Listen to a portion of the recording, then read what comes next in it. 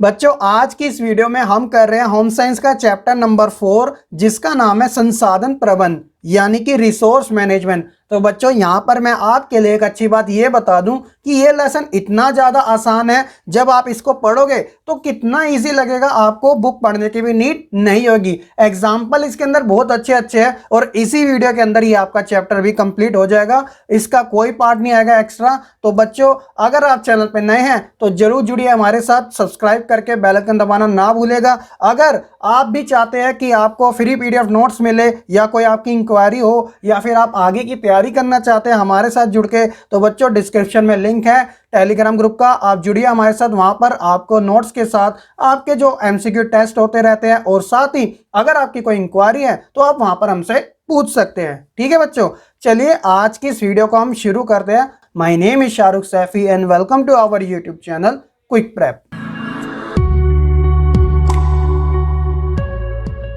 बच्चों संसाधनों के बारे में जानने से पहले आपको इस चैप्टर का इंट्रो पार्ट जरूर समझना चाहिए कि ये जो लेसन है वो किस बारे में बात कर रहा है। तो देखिए क्या बात की जा रही है इसके इंट्रो में। तो सबसे पहला ही जो हमारा पॉइंट आता है वो ये है कि संसाधनों का सही चुनाव करना, जो रिसोर्सेज होते हैं उनका सही चुनाव करना हमारी एक रिस्पॉन्सिबिलिटी है। उसी तरह संसाधनों की पहचान भी हमारे चुनाव के साथ ही जुड़ी होती है। संसाधन जो होते हैं वह मानव निर्मित और गैर मानव निर्मित दो प्रकार के होते हैं, इनकी विशेषताएं भी होती है और साथ ही हम पढ़ रहे इस लेसन के अंदर संसाधन का प्रबंधन करना यानी कि मैनेजमेंट ऑफ रिसोर्सेज। तो इसलिए संसाधनों के प्रबंधन की जो आवश्यकता होती है वो कौन कौन सी है उसके बारे में आपको जानकारी पता चलेगी और ये जो प्रबंधन प्रक्रिया होती है यानी जो प्रोसेस मैनेजमेंट होता है वो किस प्रकार काम करता है इस बारे में आपको पता चलेगा। तो बच्चों यही है इस चैप्टर का overall intro part. I hope कि आपको ये पता चल चुका होगा कि मुझे कौन कौन से टॉपिक के ऊपर अच्छा फोकस रखना है।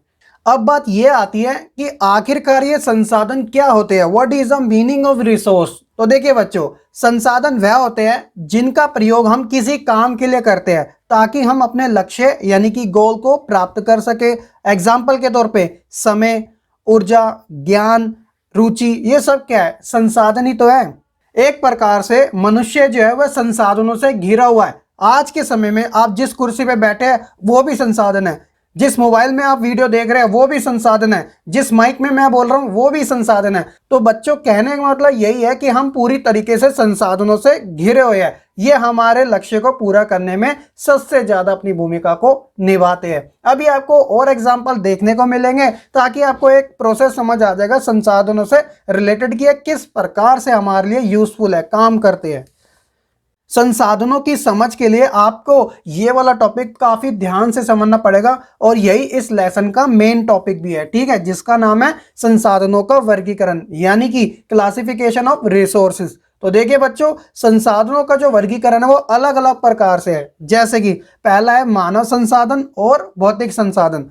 आप भौतिक संसाधन को गैर निर्मित संसाधन भी कह सकते हैं। दूसरा है व्यक्तिगत और साझे संसाधन। तीसरा है प्राकृतिक और सामुदायिक संसाधन। तो मैं वन बाय वन आपको एग्जाम्पल के साथ तीनों के बारे में जो क्लासिफिकेशन दे रखा है वो बता देता हूं। तो आइए बच्चों, सबसे पहले हम बात करते हैं मानव संसाधन यानी कि ह्यूमन रिसोर्सेज के बारे में। मानव संसाधन जो है बच्चों वो मनुष्य के द्वारा किसी भी काम को करने के लिए सबसे ज्यादा इंपॉर्टेंट माने जाते हैं। अब वो क्यों माने जाते हैं, तो देखिए बच्चों, ये जो संसाधन होते हैं वो मानव के द्वारा ही निर्मित किए जाते हैं। अगर बात की जाए इनके एग्जाम्पल की तो मैं वन बाय वन आपको बता देता हूं। तो सबसे पहला है समय, मतलब टाइम। तो समय जो है बच्चों वो सभी के लिए इक्वल तरीके से अवेलेबल होता है यानी समान रूप से उपलब्ध होता है। जैसे कि आपको, मुझे और उस हर व्यक्ति को जो समाज के अंदर निवास करता है सबको 24 घंटे एक दिन के मिलते हैं। अब बात यह आती है कि इन 24 घंटों का इस्तेमाल व्यक्ति अपने लिए किस तरीके से इस्तेमाल करता है या करती है, क्योंकि जो टाइम बीत जाता है वो वापस तो आता नहीं है, इसलिए तो कहा जाता है time is money, time is everything. ठीक है, तो सबसे ज्यादा जो कीमती चीज है वो है टाइम। अगर आप इसका अच्छा इस्तेमाल करते हो तो डेफिनेटली आने वाले समय में आपके लिए काफी ज्यादा बेनिफिट यानी कि फायदेमंद साबित होता है। दूसरा है ऊर्जा यानी कि एनर्जी। तो विदाउट एनर्जी तो हम कुछ कर ही नहीं सकते। ये जो एनर्जी होती है वो हर एक व्यक्ति के अंदर उसके mentally, physically, emotionally, individually, age से रिलेटेड या फिर उसकी फैमिली से रिलेटेड या उसके रहन सहन से, इन सभी के लेवल पे अलग अलग देखने को मिलती है। जैसे कि यंग एज के जो बच्चे होते हैं वो थोड़ा एनर्जेटिक होते हैं, वहीं अगर बात की जाए ओल्ड एज के तो वो कम एनर्जेटिक होते हैं। कहने का मतलब उनमें एनर्जी काफ़ी कम होती है। और जो मिड वाले होते हैं, जो 20 से 35 वाले होते हैं, वो बिल्कुल बैलेंस में होते हैं, वो कुछ भी काम कर सकते हैं, प्रोडक्टिव कहलाते हैं वो अपने आप को। ठीक है, तो इसलिए एनर्जी का जो लेवल होता है वो अलग अलग समय में अलग अलग तरीके से देखने को मिलता है। तीसरा है नॉलेज। तो इसके बारे में बताने की तो कोई आवश्यकता ही नहीं है, चारों तरफ आज के समय क्या बट रहा है, नॉलेज ही तो बट रहा है। और चौथा स्किल। तो आज के समय में स्किल की इतनी ज़्यादा वैल्यू है जितनी इंसान की भी नहीं है। जिस इंसान के पास स्किल अच्छी है, कौशल अच्छा है, तो वह कुछ भी कर सकता है। आज के समय आप ऐड देखते हो, चिंटू 6 साल में ऐप डेवलप कर लेता है। तो ये सारी चीज़ें कहीं स्किल के ऊपर ही तो बेस्ड होती है। तो जितनी अच्छी स्किल का होना उतना ही ज़्यादा मनुष्य का प्रोडक्टिव होना। आई होप कि आपको इन सभी के बारे में अच्छी जानकारी अच्छे से पता चल चुकी होगी। इसी बात पे अगर आपको ये पसंद आया तो लाइक करना ना भूलिएगा।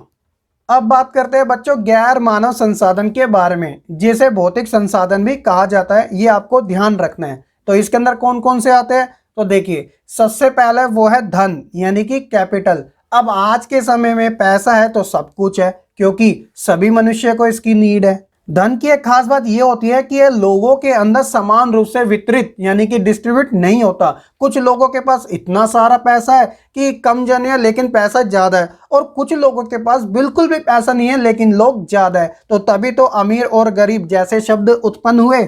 जो ज्यादा पैसा वो अमीर, जो कम पैसा वो गरीब हो गया, और बीच वाले पीछे रह गए, जिसे मिडिल क्लास यानी मध्यम वर्ग कहा गया।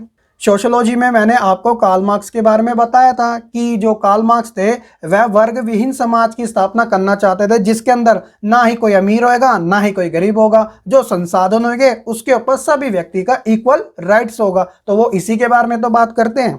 लेकिन हमें यह याद रखना चाहिए, जो ये कैपिटल है, धन जो है, वो एक सीमित संसाधन है, लेकिन हमारी जो आवश्यकता है वो क्या है, असीमित है, यानी अनलिमिटेड वाली है। तो इसलिए धन का जो उपयोग है, खर्च जो है, वो बिल्कुल एक सोच समझ के साथ करना हम सबकी एक जिम्मेदारी बनती है। फिजूल खर्ची से बचना सबके लिए जरूरी है। ठीक है, और बाकी हो गया जैसे स्थान, वस्तुएं, सामान, ये सभी चीजें गैर मानव निर्मित संसाधन में काउंट की जाती है। ये सभी मनुष्य के लक्ष्य को प्राप्त करने में काफी ज्यादा हेल्पफुल होती है। बस फर्क सिर्फ इतना है कि इन सभी का जो प्रयोग होता है वो मनुष्य की आवश्यकता के अनुसार ही इस्तेमाल किया जाता है। तो ये सब बच्चों भौतिक संसाधन ही कहलाते हैं।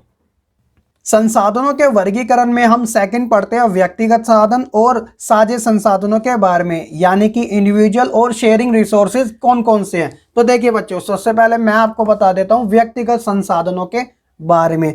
तो ये वो संसाधन होते हैं जो व्यक्ति के निजी यानी प्राइवेट तौर पर उपलब्ध हो, और ये जो साधन होते हैं वो मानव निर्मित और गैर मानव निर्मित दोनों हो सकते हैं। जैसे उदाहरण के तौर पे कौशल, ज्ञान, समय, स्कूल बैग, कपड़े इत्यादि, ये सब क्या है, व्यक्तिगत साधन के कुछ उदाहरण है। एक एक करके मैं आपको बता भी देता हूं। जैसे कि स्किल, कुछ बच्चों में अपनी स्किल ज्यादा होती है, कुछ में कम होती है, तो वो खुद उसकी अपनी होती है। उसी तरह ज्ञान किसी में ज्यादा होता है, किसी में कम होता है। उसी तरह समय हो गया, किसी के पास ज्यादा है, किसी के पास कम है। कोई पूरा दिन ही वेला है तो कोई पूरा दिन ही बिजी है।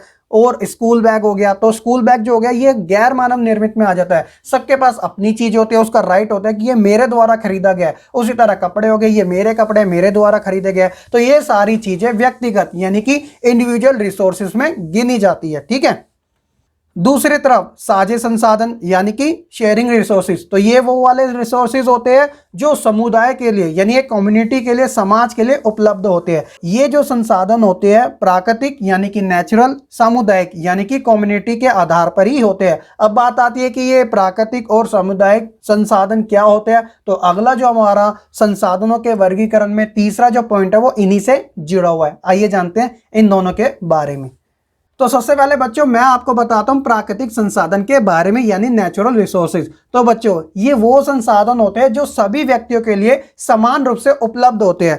कहने का मतलब एग्जाम्पल के तौर पे जल, पहाड़, वायु इत्यादि, ये सब क्या है, प्रकृति की देन है, कोई मानव के द्वारा थोड़ी निर्मित किया गया। तो इसलिए इसके ऊपर किसी का राइट नहीं होता। इन संसाधनों को गॉड गिफ्टेड संसाधन भी कहा जाता है। और जब बात आती है सामुदायिक साधनों की यानी कम्युनिटी रिसोर्सेज की, तो देखिए बच्चों, ये वे संसाधन होते हैं जो व्यक्ति को समुदाय के रूप में उपलब्ध होते हैं, और इसी कारण ही तो इन्हें सामुदायिक साधन कहा जाता है। सामुदायिक साधन जो होते हैं वो सरकार के द्वारा प्रदान करवाए जाते हैं। ये मानव और गैर मानव दोनों हो सकते हैं। एग्जाम्पल की अगर बात की जाए तो सरकारी अस्पताल के अंदर जो दवाइयाँ, इलाज हो गया, टेस्ट हो गए, जो सब फ्री करवाए जाते हैं, वह किसके लिए? मनुष्य के लिए तो है, यानी सभी के लिए। किसी का राइट थोड़ी है कोई भी आके फ्री में करा ले, क्योंकि वह सरकार के द्वारा मुहैया करवाए जा रहे हैं। उसी तरह सड़क निर्माण हो गया, पार्क बनाना हो गया, डाकघर हो गया, सरकारी बैंक हो गया, आप जितने मर्जी एग्जाम्पल जोड़ सकते हैं। ये सभी जो होंगे वो सभी के लिए होंगे।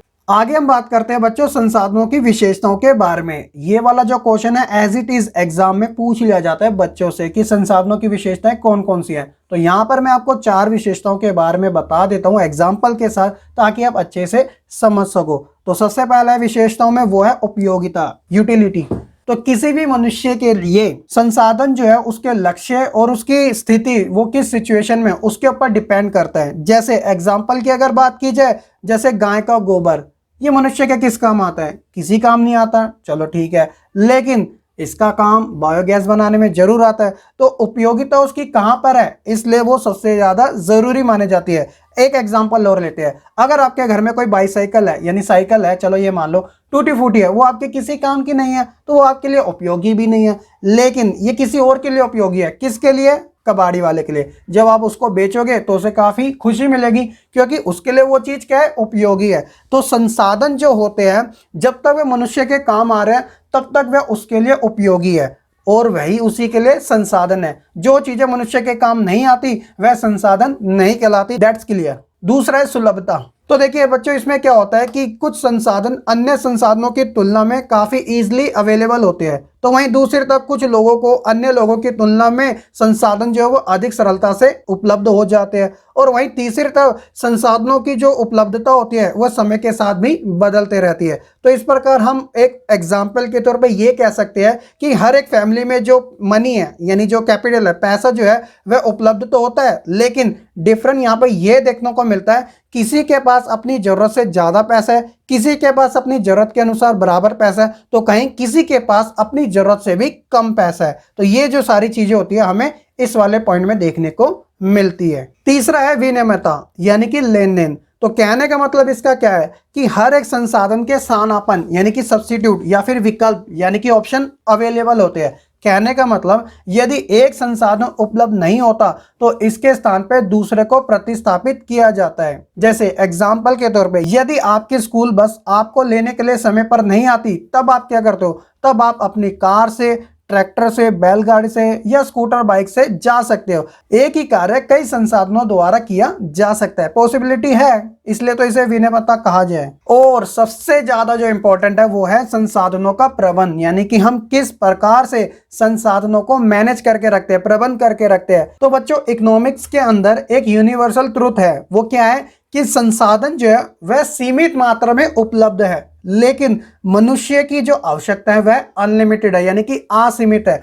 तो यहाँ पे जो बैलेंस है वो नहीं हो पा रहा, क्योंकि एक मनुष्य चाहेगा कि मेरे पास एक घर ना हो, मेरे पास 10 घर हो, लेकिन वो 10 घर बनाने के लिए जो रिसोर्सेज है वह तो सीमित मात्रा में है। हमारी इच्छाएं तो अनलिमिटेड है, कहीं खत्म ही नहीं होती। अगर आज हमें 10,000 मिल रहा है तो कल हम 1 लाख की मांग करेंगे, परसों जब हमें 1 लाख मिल जाएंगे तो उससे आने वाले समय में हम 1 करोड़ की मांग करेंगे। तो इस प्रकार हमारी जो नीड्स है, आवश्यकता है, वह अनलिमिटेड है, असीमित है, लेकिन हमें रिसोर्सेज का ख्याल रखना चाहिए क्योंकि वह सीमित मात्रा में ही उपलब्ध है। तो इस प्रकार ये कहा जाता है कि इन रिसोर्सों का मैनेजमेंट करना काफी ज्यादा सबकी एक जिम्मेदारी बनती है कि वे किस प्रकार से अच्छे तरीके से उसका इस्तेमाल करें, ताकि भविष्य में आने वाली जो जनरेशन है उन्हें संसाधनों की कमी देखने को ना मिले। तो ये तो थी विशेषताएं। आई होप कि आपको 1 बाय 1 अच्छे से सारी समझ भी आ चुकी होगी। अगला जो हमारा टॉपिक है वो इसी से जुड़ा है, जिसका एग्जाम्पल मैंने अभी आपको दिए थे, संसाधनों का प्रबंध यानी कि मैनेजमेंट ऑफ रिसोर्सेज। तो ये वही सारी बातें आएगी जैसे अर्थ में उपलब्ध संसाधन जो एग्जिस्ट है आज के समय में, उनका सर्वोत्तम प्रयोग ही क्या कहलाता है? संसाधनों का प्रबंध कहलाता है। जैसे कि मनुष्य की जो आवश्यकता है यानी जो नीड्स है वो तो अनलिमिटेड है, लेकिन संसाधन रिसोर्सेज जो है वो सीमित मात्रा में ही उपलब्ध है। तो इसलिए संसाधनों का जो इस्तेमाल है हर एक मनुष्य को ध्यानपूर्वक करना जरूरी है, ताकि वह संसाधनों के दुरुपयोग से और उनकी बर्बादी से बच सके या उन्हें बचा सके। तो इसलिए लक्ष्य की प्राप्ति में संसाधनों की आवश्यक भूमिका मानी जाती है, लेकिन जब संसाधन ही नहीं होंगे तो हम लक्ष्य कैसे प्राप्त कर सकेंगे। तो यही हमारा संसाधनों का प्रबंध कहलाता है। आई होप कि आपको ये भी अच्छे से समझ आ चुका होगा।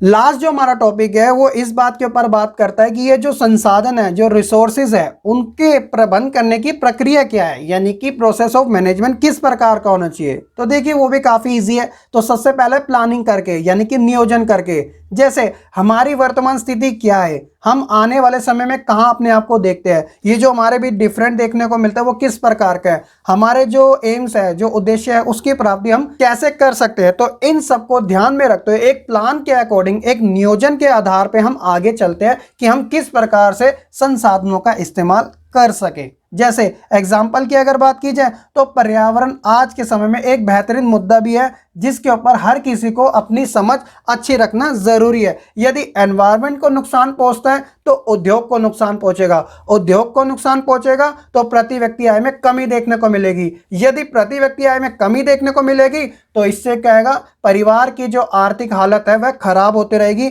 और इसका डायरेक्ट ही असर देश की अर्थव्यवस्था पे पड़ेगा, जिसके कारण जो हमारी जीडीपी है, ग्रोस डोमेस्टिक प्रोडक्शन, वो भी धीरे धीरे नीचे आएगा। तो इस प्रकार आर्थिक तंगी जैसी समस्याएं उत्पन्न होगी, बेरोजगारी आएंगी और जीवन जो है वो थोड़ा कठिन हो जाएगा। कठिन क्या, बहुत ज्यादा हालात खराब हो जाएंगे। तो इस प्रकार संसाधनों के प्रबंध करने में जो प्रक्रियाएं होती है उसका नियोजन यानी प्लानिंग करना सभी के लिए काफी ज्यादा जरूरी है। ठीक है। उसी प्रकार दूसरा है आयोजन करना, कि हम किस प्रकार से उसको ऑर्गेनाइज करते हैं। और तीसरा है इम्प्लीमेंट, यानी कि उसके ऊपर हम क्रिया किस प्रकार की देख सकते हैं।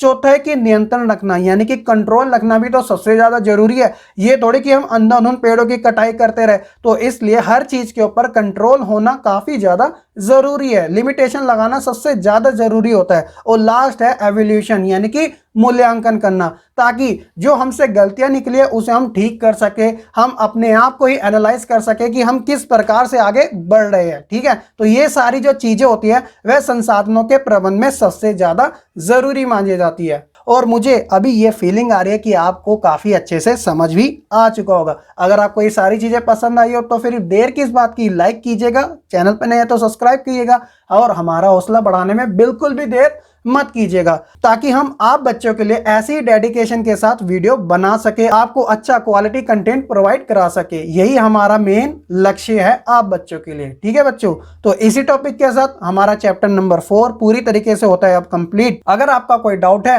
तो आप कॉमेंट में हमें बता सकते हैं। साथ ही अगर आपको ये वीडियो कैसी लगे आप हमें कॉमेंट करके जरूर बताइएगा, शेयर करना ना भूलेगा, साथ ही सब्सक्राइब जरूर कर लीजिएगा। मैं आपको दोबारा से अलर्ट कर रहा हूँ, प्लीज सब्सक्राइब जरूर कीजिएगा। अगर आपने अभी तक हमारा टेलीग्राम ग्रुप नहीं ज्वाइन किया तो डिस्क्रिप्शन में लिंक है, सारी डिटेल मैंने आपको स्टार्टिंग में बता दी थी, तो आप जरूर ज्वाइन कर लेगा। तो चलिए बच्चों, आज की इस वीडियो में इतना ही। मैं मिलूंगा फिर एक नई वीडियो के साथ। तब तक के लिए आप बच्चे खुश रहें, पढ़ते रहें और ऐसे ही आगे बढ़ते रहें, और साथ ही हमें सपोर्ट देना बिल्कुल ना भूलें।